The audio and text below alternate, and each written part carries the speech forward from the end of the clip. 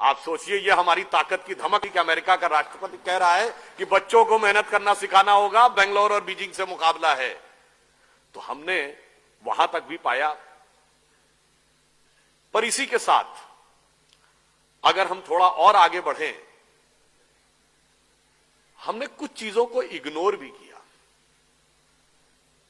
हमने आईआईटीज बनाई, एम्स बनाया, आईएम्स बनाए, नई टेक्नोलॉजी, नए एनवायरनमेंट में हम तेजी से आगे बढ़े। पर देयर आर सर्टेन थिंग्स जो हमारी थी और हमसे खोती चली गई। You remember just 50-60 years back on the issue of agriculture what was said? अरे दुनिया चांद पे पहुंच गई, तुम गाय के गोबर पे पड़े हो। गाय के गोबर से कोई खेती होती है? Go for mechanised farming, chemical fertilisers, advance technology. आज क्या हुआ 50 साल के बाद? गो फॉर ऑर्गेनिक फार्मिंग, आ गए गाय के गोबर पे। और वो हमारा था, हमारा मजाक उड़ाया था 50 years बैक, जब कहते थे आयुर्वेद की बात, अरे फूल पत्ती खाने से कोई इलाज होता है? B scientific, go for Terramycin, Crocin, Metacin, new medicine.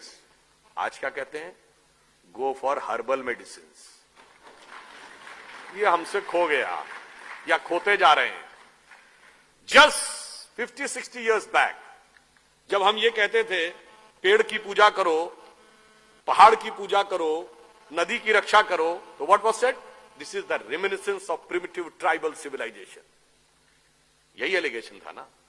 And now from Rio de Janeiro of 1992 to Copenhagen of 2009 to Paris of 2016, अब आप क्या कह रहे हैं? पेड़ की रक्षा करो, नदी की रक्षा करो, पहाड़ की रक्षा करो, जंगल की रक्षा करो। ये हमारा था और हम उसको छोड़ते चले गए। So that's why I want to say there are certain things जो हमारे पास बहुत कुछ थी और हमने बहुत कुछ खोया। Another example I would like to give. You all remember that just few months back, Xi Jinping was here in India and he was there in Mahabalipuram. You know what was the connection of Mahabalipuram with China? वहां पर एक Pallav dynasty के एक बहुत बड़े king थे। He converted to Buddhism and his name became Bodhidharma. And he went to China. And he became the patriarch of the Zen Buddhism by the name Da Mo in China.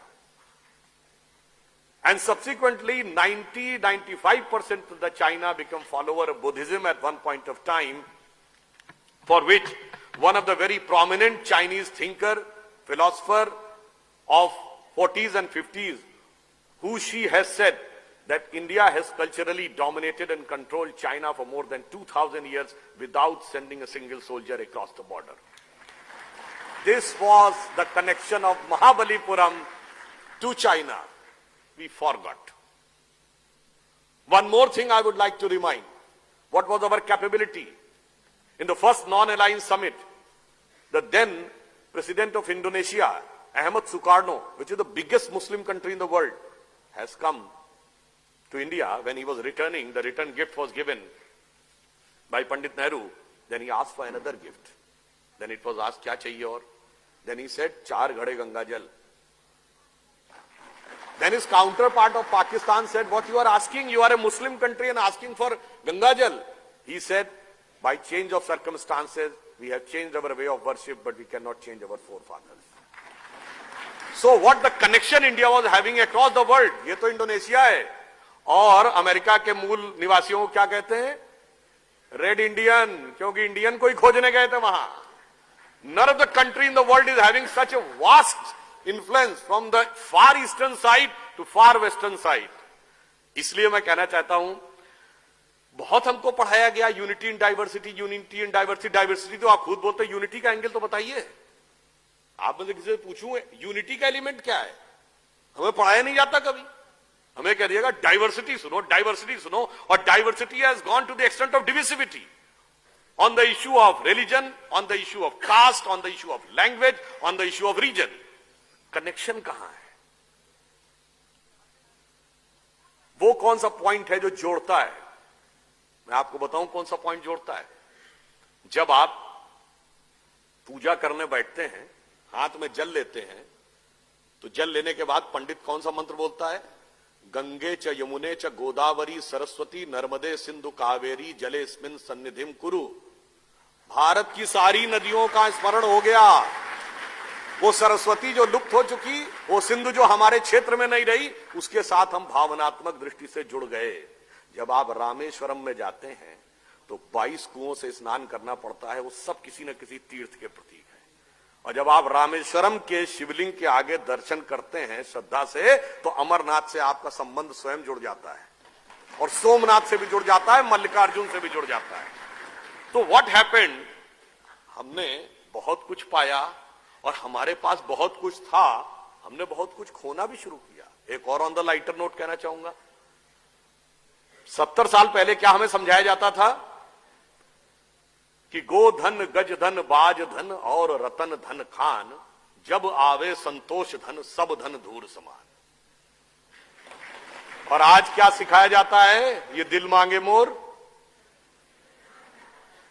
तो भाई जब हर आदमी मोर चाहेगा तो environment का भी crisis, society का भी क्राइसिस, परिवार में भी क्राइसिस।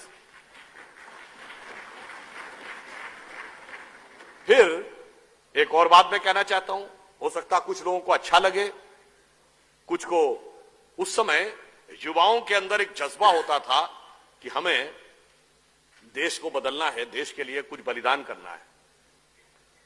अब मैं कहूंगा जब हम लोग छोटे थे, स्कूल में पढ़ते थे, एट दैट टाइम अगर आप किसी लड़की को आइटम गर्ल कह दें तो डिसिप्लिनरी एक्शन पक्का है। मगर आज item girl is not a derogatory word, but behen ji has become a derogatory word. तो हम 70 साल में कहां पहुंच रहे हैं, जरा इसको भी हमें अच्छी तरह देखना होगा। वैसे आजकल काफी ज्यादा स्वतंत्रता सेनानियों और इन सबका आह्वान किया जा रहा है जगह जगह। Not going on any political aspect, I just want to say, आजकल वो राम प्रसाद बिस्मिल जी की नज्म भी बहुत बोली जा रही है ना, सरफरोशी की तमन्ना अब हमारे दिल में है, देखना है जोर कितना बाजुए कातिल में है। इस पे एक मूवी में इसका एक सटायर बनाया गया था, वो भी बड़ा विचार करना, मेरे थॉट को हिट किया। वो कहता है सरफरोशी की तमन्ना अब हमारे दिल में है, देखना है जोर कितना बाजुए कातिल में है। अरे ओ रे बिस्मिल काश आते आज तुम हिंदुस्तान, देखते तो मुल्क सारा क्या टशन और थ्रिल में है।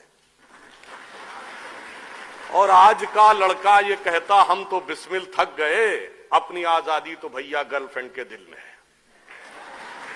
तो आप ये सोचिए कि हम कहां थे, कहां पहुंचे। हमारे पास finally I would like to say, it is said that we are the youngest nation.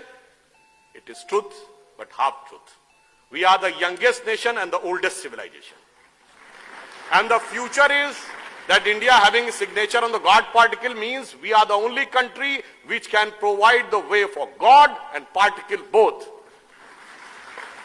तो अटल जी की ये पंक्ति कह के समाप्त करूंगा कि 15 अगस्त का दिन कहता आजादी अभी अधूरी है, सपने सच होने बाकी हैं, रावी की शपथ न पूरी है। रावी परिपूर्ण स्वराज्य का आह्वान किया गया था।